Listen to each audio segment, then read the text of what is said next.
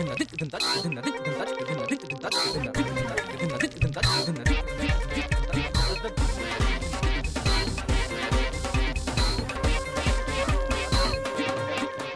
علیکم خواتین و حضرات، شروع ہوتا ہے حسب حال. میں ہوں آپ کا میزبان جنید سلیم اور شو میں میرا ساتھ دیں گی ناجیہ اور ہم سب کو بہت عزیزی. السلام علیکم. السلام علیکم خواتین و حضرات. میں ذرا وہ سوال پوچھ لوں پا جنید سے جو آپ نے مجھ سے بہت دفعہ پوچھا ہے. یار پا جنید کل سے مجھے وہ ایس ایم ایس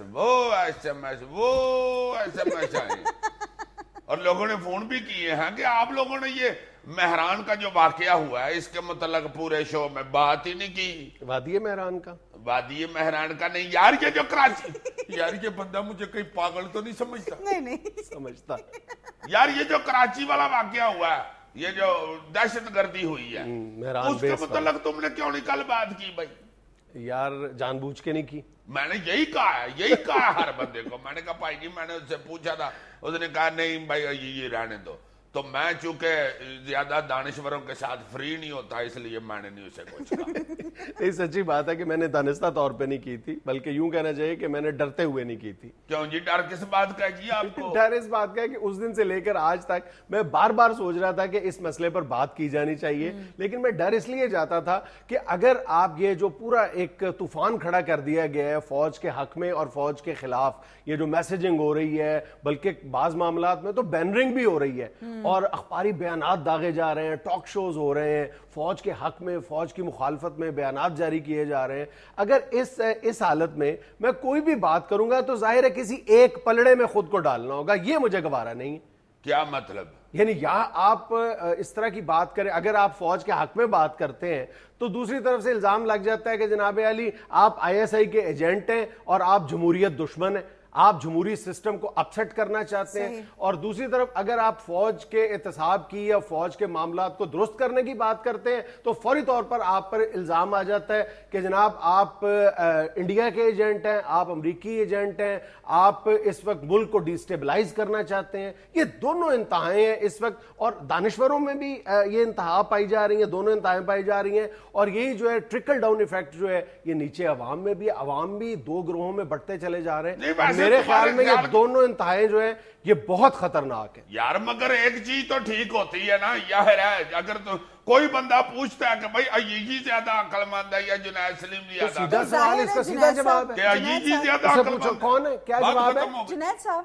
میں یہ نہیں پوچھ رہا کہ نیر کس کی زیادہ کمزور ہے، میرا سوال یہ تھا کہ عقل کس کی زیادہ کمزور ہے. تو اس میں دیکھو نا ایک تو جواب ہوتا ہی ہے. نہیں دیکھو، تو تم دو رائے تو نہ سناوا. یہ بالکل غلط بات ہے یار کہ دونوں میں سے ایک ایکسٹریم کو آپ آپٹ کرتے ہو. غلط بات ہے یار. یہ مطلب دونوں معاملات میں اف اینڈ بٹس موجود ہیں. دیکھو سیدھی بات ہے، اگر فوج کے معاملات پر کوئی بات کرتا ہے تو بالکل درست کرتا ہے کہ فوج کے معاملہ درست کیے جانے چاہیے. فوج میں یہ جو ایک کلچر پچھلے کچھ عرصے سے آ گیا ہوا ہے، وہ فوج کے اندر یہ جو پلاٹوں کے اصول کی بات کی جا رہی ہے، لاپرواہی اور غیر پیشہ ورانہ رویوں کی بات کی جا رہی ہے، بہت حد تک درست ہے. سیاست میں مداخلت کی بات بالکل ٹھیک ہے. ان کے جو اکاؤنٹس ہیں ان کا کوئی دیکھنے والا نہیں ہے، جانچ پڑتال نہیں کی جا رہی، اس پر بات ہونی چاہیے، بالکل ٹھیک ہے. لیکن دوسری طرف میرا صرف یہ کہنا ہے کہ یہ جو ساری باتیں جس انداز میں کی جا رہی ہیں وہ غلط ہے، جس وقت کی جا رہی ہیں وہ غلط ہے، اور جس نیت سے کی جا رہی ہیں بعض معاملات میں وہ غلط ہے. نہیں تو نیت کا کیسے تمہیں پتہ چل گیا؟ پتہ چلتا ہے نا، جو لوگ یہ بات کر رہے ہیں ان کا اگر پاس ریکارڈ دیکھو تو پتہ چلتا ہے کہ ان کی نیت کیا ہے. اس وقت بظاہر فوج دباؤ میں نظر آ رہی ہے، اس دباؤ کا فائدہ اٹھاتے ہوئے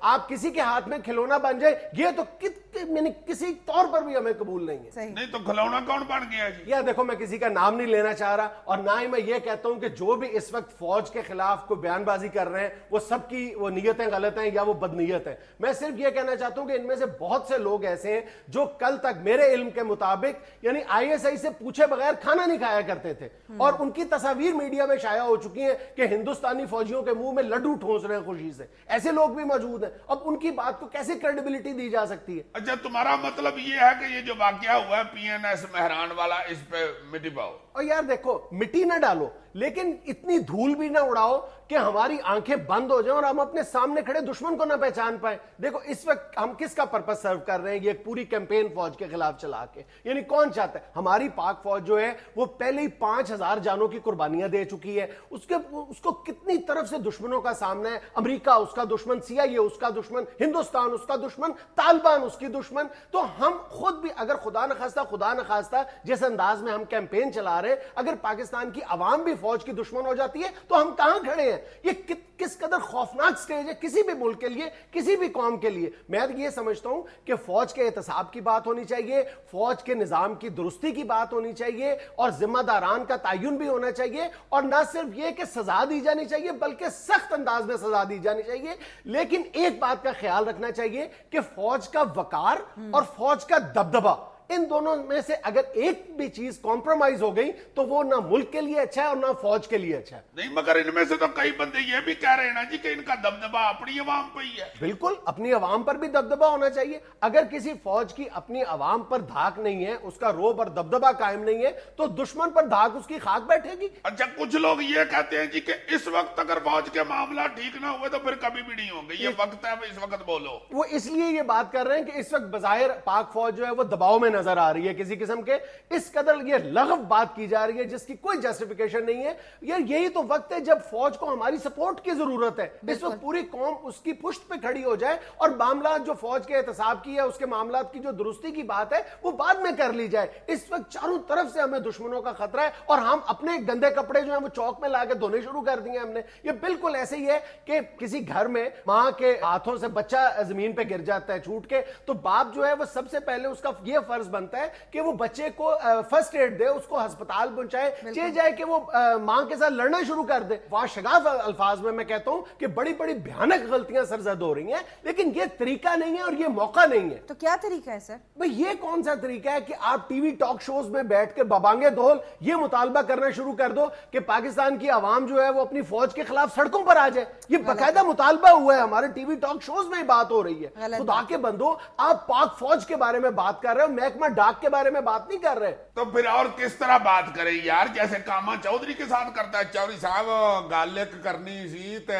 اپنا سمجھتے تو ہی گئے ہی ہو گئے. نہیں یار دیکھو, وہی گل ہے جڑی کیتی نہیں ادھر.